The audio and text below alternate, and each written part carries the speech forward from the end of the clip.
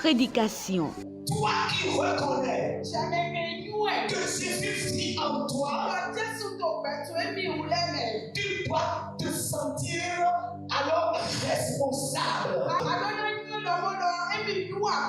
Chaque jour, des milliers de personnes meurent sans Jésus et vont en enfer. Que fais-tu toi pour alors donc être collaborateur de Dieu? Les prédications du révérend pasteur Martin Clobo, pasteur titulaire de l'église évangélique des Assemblées de Dieu à Kpakpa-Souléré, c'est sur la télé évangélique. Mes frères, Jésus n'a personne pour apporter la bonne nouvelle dans le monde entier.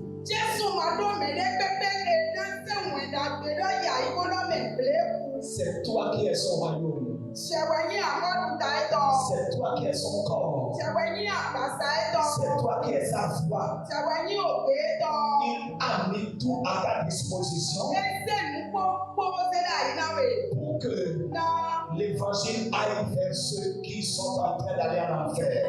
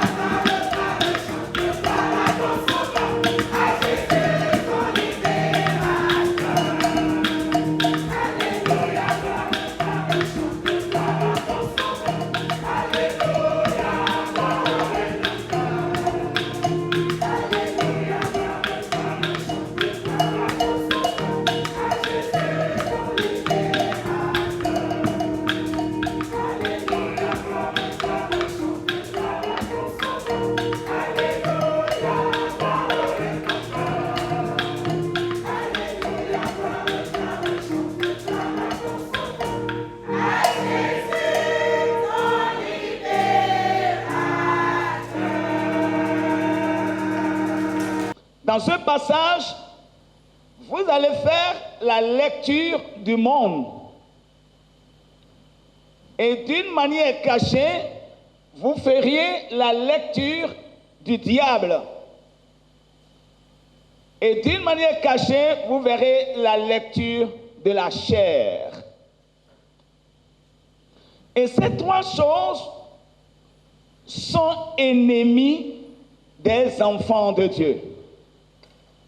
Le diable, la chair et le monde. Et les trois travaillent toujours ensemble. Le diable, la chair et le monde.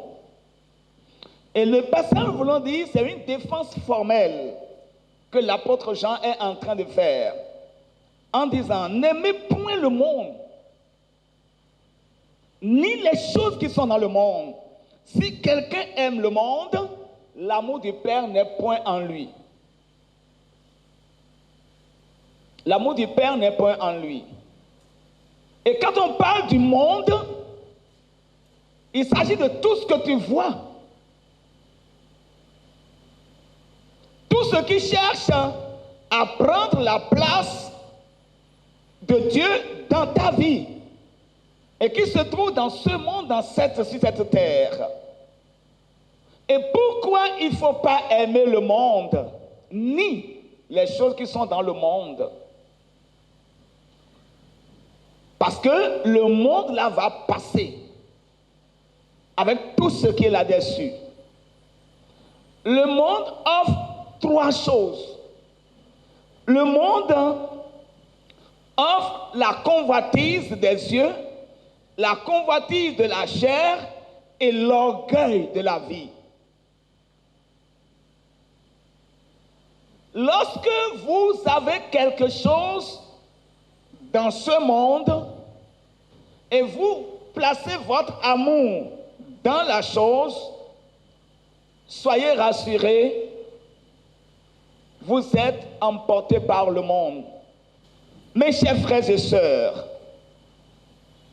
c'est en cela que nous vous libérons le thème de ce message qui est « N'oublie pas que tu es un vainqueur ». C'est le thème. N'oublie pas que tu es un vainqueur. Et quand la Bible nous parle en ces termes, vous savez, on ne peut pas parler de victoire sans combat. Est-ce que vous avez jamais vu quelque part? Non. Quand on parle de victoire, ça veut dire qu'il y a un combat que tu dois faire.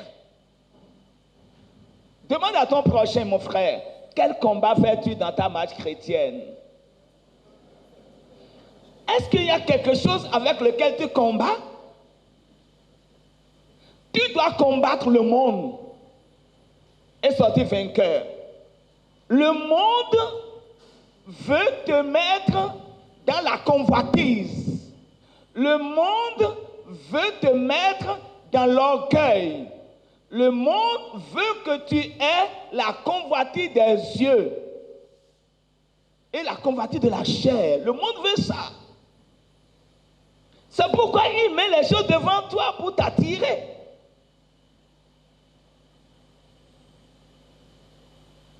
Et la Bible dit, tout est permis, mais tout n'est pas utile. Ça veut dire quoi? Si vous voulez être un bon chrétien, recherchez ce qui est utile. Ce qui est utile. Si la chose n'est pas utile, repoussez ça. Ça, c'est la clé du discernement des esprits. Si la chose n'est pas utile, rejette ça. Et lorsque Jean est en train d'écrire aux 7 églises de l'Asie mineure, cela a été sa grande préoccupation quand il parle du haut, arrivé en bas, il revient sur l'expression que tu dois vaincre. Prenons nos Bibles tous ensemble et nous allons lire. Apocalypse 2, le verset 7. Lorsqu'il écrivait à l'église d'Éphèse, il dit que celui qui a des oreilles entende ce que l'Esprit dit aux églises. À celui qui vaincra, je donnerai à manger de l'arbre de vie qui est dans le paradis de Dieu. Et quand il écrivait à l'église d'Éphèse, il revient au verset 9. Non, au verset 11. Au verset 11, il dit que celui qui a des oreilles entende ce que l'Esprit dit aux églises. Celui qui vaincra n'aura pas à souffrir la seconde mort. Et quand il écrivait à l'église de Pergame, il arrive à la fin, au verset 17, il dit que celui qui a des oreilles entende ce que l'Esprit dit aux églises. À celui qui vaincra, je donnerai de la manne cachée et je lui donnerai un caillou blanc. Et sur ce caillou est écrit un nom nouveau que personne ne connaît, si ce n'est celui qui le reçoit. Quelle récompense merveilleuse! Et quand il écrivait à l'église de Thyatire, il évolue et il va dire au verset 26, à celui qui vaincra et qui gardera jusqu'à la fin mes œuvres, je donnerai autorité sur les nations. Encore là, il s'agit de celui qui vaincra. Et quand il écrivait à l'église de Sardes, il vient au verset 5 et il dit, celui qui vaincra sera revêtu ainsi de vêtements blancs et je n'effacerai point son nom du livre de vie et je confesserai son nom devant mon Père et devant ses anges. Alors ça veut dire donc qu'il y a certains dont les noms sont écrits et après, les noms peuvent être encore effacés. Mais celui qui vaincra, son nom ne sera pas effacé. Alléluia. Il faut un combat que tu dois mener pour demeurer dans la victoire. Et quand il écrivait à l'église de Philadelphie, arrivé au verset 12, il va dire, celui qui vaincra, je ferai de lui une colonne dans le temple de mon Dieu et il n'en sortira plus. J'écrirai sur lui le nom de mon Dieu et le nom de la ville de mon Dieu et de la ville Jérusalem et de la nouvelle Jérusalem qui descend du ciel de près de mon Dieu et mon nom nouveau. Qui connaît le nom nouveau de Jésus? Ce jour-là, tu connaîtras si tu es parmi les vainqueurs. Tu connaîtras le nom nouveau de Jésus. Alors, quand il écrivait à l'église de Laodicée, il va venir au verset 21, il dit, celui qui vaincra, je le ferai asseoir avec moi sur mon trône. Alléluia. Oh ya ya. Comme moi, j'ai vaincu et me suis assis avec mon Père sur son trône. Mes chers frères et sœurs, il n'y a pas une église à qui la parole a été adressée et on n'a pas souligné celui qui vaincra. Mais s'il faut parler comme ça, tu auras à lutter contre qui ou contre quoi pour sortir vainqueur et on va dire, hé, écrivez son nom, il est parmi les vainqueurs. Tu dois lutter contre quoi? Tu dois lutter contre le monde. Tu dois lutter contre la chair. Et tu dois lutter contre le diable. Dans 1 Pierre, le chapitre 5, le verset 8, 1 Pierre, le chapitre 5, le verset 8, écoutez bien ceci. La Bible dit, soyez sobres, veillez. Votre adversaire, le diable, rôde comme un lion rugissant, cherchant qui dévorera. Résistez-lui avec une foi ferme, sachant que les mêmes souffrances sont imposées à vos frères dans le monde. Le Dieu de toute grâce, qui vous a appelé en Jésus-Christ à sa gloire éternelle, après que vous aurez souffert un peu de temps, vous perfectionnera lui-même, vous affermira, vous fortifiera, vous rendra inébranlable. Qu'est-ce qui cherche à t'empêcher d'accéder à cette place? Qu'est-ce qui cherche à t'empêcher d'avoir le nom nouveau de Jésus? Qu'est-ce qui veut t'empêcher de manger le fruit de l'arbre de vie? Qu'est-ce qui veut t'empêcher pour que ton nom ne soit pas maintenu dans le livre de vie? Tu dois combattre la chose. Tu dois combattre. Le monde offre tellement de choses et c'est le diable qui travaille comme ça. Mes frères, c'est pour que la convoitise des yeux, puisse être activée que vous allez voir certaines femmes. Et le diable veut utiliser vite les femmes. Comme Dieu veut utiliser très vite aussi, parce que les femmes sont maniables, très faciles, crédibles. Dans le jardin d'Éden, c'est une femme qui l'a utilisée. Et depuis lors, il a découvert que ça, c'est une porte vite ouverte pour atteindre mon objectif. Je prie pour toutes les femmes de cette église que le Saint-Esprit vous revêt de sa force et que l'ennemi ne trouve pas à vous utiliser. Vous pensez que c'est rien qu'il y a des modes aujourd'hui? Des modes qui montent les seins, des modes qui montent les cuisses, des modes, et on fait dessin de cœur derrière, et c'est nu. Vous pensez que c'est rien tout ça là? Le diable a fait ces choses pour activer la convoitise des yeux. Le diable sait ça. Et il sait que ce que tes yeux voient aura des effets sur ton cœur. Écoutez ceci, j'ai pris mon temps pour réfléchir sur quelque chose chez les femmes. Les cheveux longs que les femmes portent Aujourd'hui, si vous regardez, il fut un temps, ça n'existait pas. Ça n'existait pas.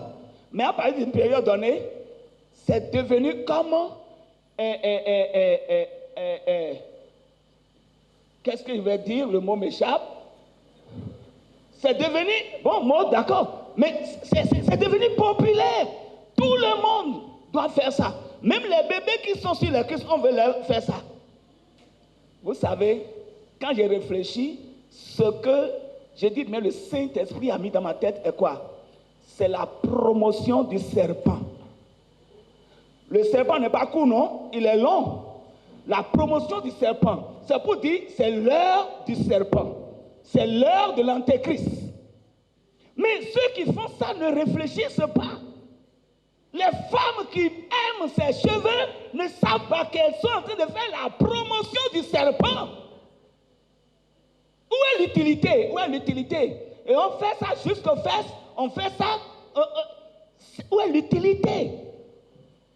C'est ça que ton mari doit voir avant de savoir que tu es belle. La Bible dit, la beauté est vaine. La grâce est trompeuse.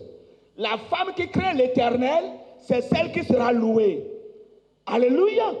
Je n'attends pas une chevelure de ma femme avant de l'aimer. Non. Non. C'est le monde qui a amené des choses comme ça. Et les chrétiens sans discernement se sont entrés dedans. Pensant que c'est ça qui fait la beauté. Si Martin est encore, le pasteur Martin est encore un jeune qui devrait se marier, les femmes avec ses cheveux ont perdu la candidature devant moi. Je ne te marierai pas parce que tu fais la promotion du serpent. I will not marry you.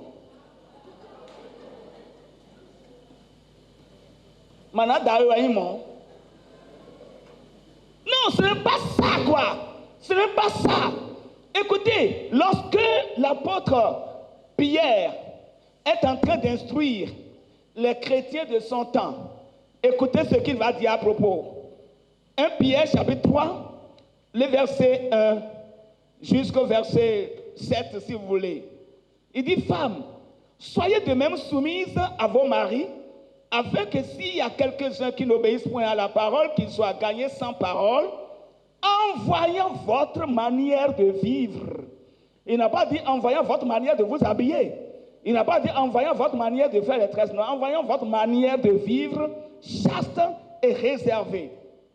Le verset 3, il dit, ayez non cette parure extérieure qui consiste dans les cheveux tressés. Aïe. Ayez non cette parure. Quand on dit non pour quelque chose, c'est quoi? C'est un refus. Ayez non cette parure extérieure qui consiste dans les cheveux tressés, les ornements d'or ou les habits qu'on revêt. Mais la parure intérieure est cachée dans le cœur, la pureté incorruptible d'un esprit doux et paisible, et il finit, qui est d'un grand prix devant Dieu. Est-ce que quelqu'un m'écoute très bien ce matin? Si tu écoutes balance ta main comme ça, je voudrais voir. C'est normal que certaines personnes ne m'écoutent pas. C'est normal. Si j'étais à ta place et j'aime le monde comme toi, je ne vais pas écouter. Je ne vais pas écouter. Mais le monde passe, c'est ce que nous avons lu tout à l'heure, et ça convoitise aussi. Mais celui qui fait la volonté de Dieu demeure éternellement. Quand tu veux faire quelque chose, tu dois te poser la question, est-ce que c'est la volonté de Dieu? Parce qu'un jour, le corps que tu entretiens si tant, et tu ne cherches même pas à savoir, est-ce que Dieu est d'accord avec ce que je fais? Tu fais la dépigmentation. Tu n'es pas né en Europe, mais tu veux devenir européenne ou européen en Afrique. Dieu sait pourquoi il nous a donné la peau noire en Afrique. Il sait, il n'est pas bête. Et on veut placer des fossiles. Ce que Dieu t'a donné ne te suffit pas. Tu veux fabriquer des fossiles et placer. C'est pour dire à Dieu, Dieu, tu ne connais pas ce qu'on appelle, si tu ne sais pas placer. Moi, je vais placer ce que je veux. Et tu corriges Dieu. Tu corriges, tu dis, Dieu, la peau que tu m'as donnée n'est pas la meilleure. Je vais moi-même faire ma peau. et tu détruis ton corps.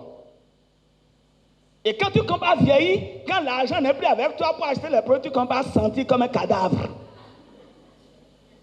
Ceux qui font la dépigmentation sentent, vous ne savez pas, un peu de chaleur, vous ne pouvez pas rester à côté. Non, ce n'est pas de ça que ton mari a besoin. Et malheureusement, il y a certains hommes qui font aussi la dépigmentation. Et je demande, les hommes comme ça, là, ils veulent quoi? Toi aussi, tu veux plaire à qui encore? Pour te dépigmenter. Ce n'est pas autre chose. C'est la prostitution qui fait ça. Waouh! Est-ce qu'il y a encore quelqu'un qui continue d'aimer le pasteur Klobo dans cette église en entendant ces choses-là? C'est vrai? Ah, gloire à Dieu. Gloire à Dieu. Ah oui, gloire à Dieu. Au fait, c'est ma manière de vous aimer. Je vous dis, c'est dangereux. Et je m'en vais finir pour vous dire, mes frères, le temps m'impose à escalader certaines choses. Celui qui vit en écoutant la chair, la Bible dit, il mourra. Il mourra. Celui qui vit en écoutant la chair, il mourra. Pourquoi? Dans Jean 6, le verset 63, Jésus lui-même va parler. Il dit, la chair ne sert de rien. Est-ce que quelqu'un m'écoute bien? Si tu crois avec moi que la chair ne sert à rien, la chair ne sert de rien. La chair là, la peau là ne sert de rien. Et il va dire, l'Esprit de Dieu est bien disposé. Il dit, les paroles que je vous ai dites sont esprit et vie. Ça veut dire quoi? Lorsque vous attachez à la parole de Dieu, vous vivrez. La Bible dit, il donne la force à celui qui est fatigué. Les adolescents courent, chancellent et tombent, mais ceux qui se confient en l'Éternel renouvellent leur force. Ils prennent le vol comme les aigles, ils courent et ne se fatiguent point. C'est la parole de Dieu. Et je voudrais vous dire, mes frères, si nous dépendons de la parole de Dieu, nous serons les plus que vainqueurs. Nous serons vainqueurs tous les jours. Ce n'est pas bon. Le monde t'offre les boissons alcooliques, les boissons enivrantes, les femmes, les dépigmentations, des cheveux longs, des rouges à lèvres, des faux cils, des trucs bizarres. Toi, racheté par le sang de Jésus-Christ, à cause de toi, Jésus a laissé son trône. Et toi, tu ne veux pas laisser les cheveux à cause de Jésus. À cause de toi, Jésus a laissé sa gloire. Il est mort à la croix. On l'a traîné. On l'a giflé, on a craché sur lui. On a fait tout ça là à Jésus pour que toi, ton âme soit sauvée. Mais toi, tu ne veux rien abandonner. Tu veux aimer le monde. Tu veux aimer la chair.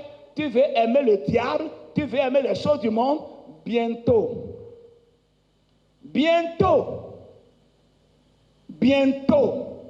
si la trompette tarde à sonner, bientôt, quand tu vas mourir, et on va te mettre dans la tombe, ceux qui te donnent des baisers ici, ceux qui te foutent la langue en cachette, derrière ton mari, ceux qui te font de n'importe quoi, quand ils vont te voir dans la tombe, la tête là sera pourrie. Les cheveux pourris, le corps pourri, mais ton âme répondra devant le Seigneur. Ton âme va répondre devant le Seigneur. Je veux vous supplier par les compassions de Dieu, en vous disant, efforcez-vous d'être parmi les vainqueurs. Le Seigneur est en train de ramener un cœur à lui ce matin. Le Seigneur est en train de ramener un cœur à lui ce matin. Sois parmi les vainqueurs. Le diable échouera devant toi. Les démons échoueront devant toi. La sorcellerie ne peut rien faire. Le monde ne peut rien faire. Nous lisons ce verset pour terminer. Nous lisons dans 1 Jean chapitre 5, le verset 18. Si mes lecteurs n'ont pas encore trouvé, je vais lire ici. 1 Jean chapitre 5, le verset 18. Tout le monde est là? Voilà, écoutez, il dit, nous savons que quiconque est né de Dieu, alléluia, quiconque est né de Dieu ne pêche point. Mais celui qui est né de Dieu se garde lui-même et le malin ne le touche pas. Est-ce que vous comprenez? C'est qui le malin? Le diable. Il dit, quiconque est né de Dieu ne pêche point. Il ne pêche point. Mais celui qui est né de Dieu se garde lui-même. Il se garde. Et quand tu te gardes, le malin ne te touchera plus. Écoutez, ce que tu fais, et Dieu ne t'a pas demandé de faire, et tu es en train de le faire, c'est un péché. Et le péché tourmente Dieu. Le péché tourmente Dieu. Le péché pousse Dieu à la colère. Le péché tue. Le péché enlève l'homme de sa bénédiction. La bénédiction dans laquelle Dieu t'a mise.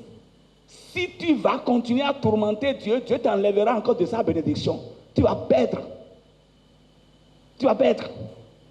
Tu vas perdre. J'ai vu des gens qui ont perdu. Ça se perd. La Bible dit que la bénédiction, l'abondance pousse des ailes.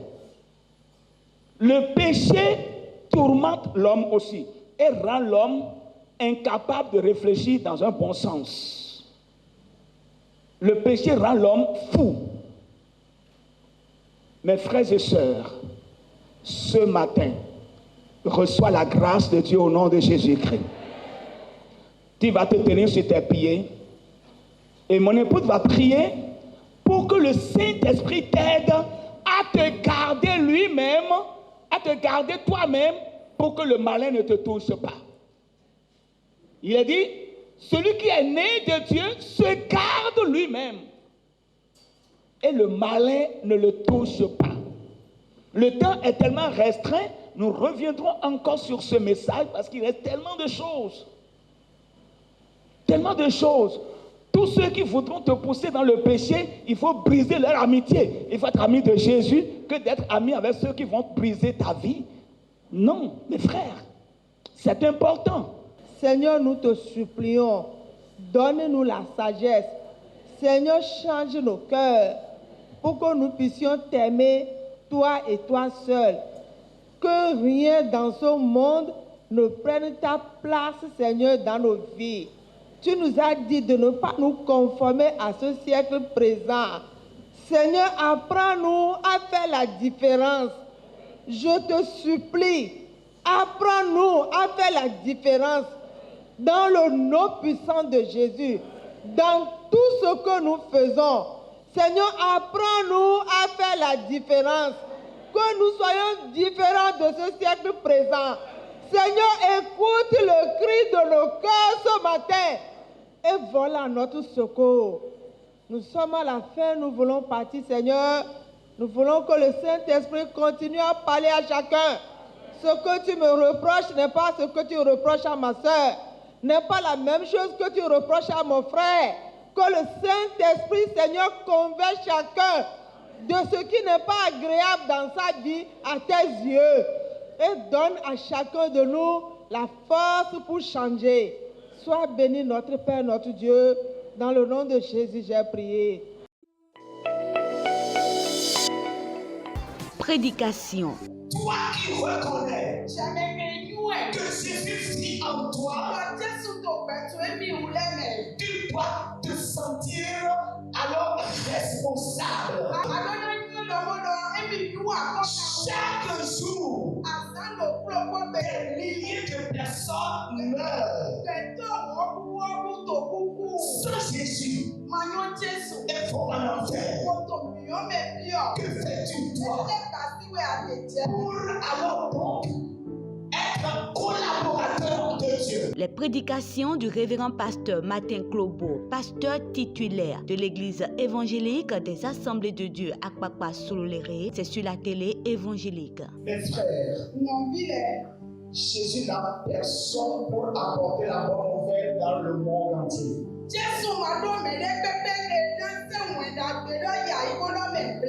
C'est toi qui es son royaume. C'est toi qui es son corps.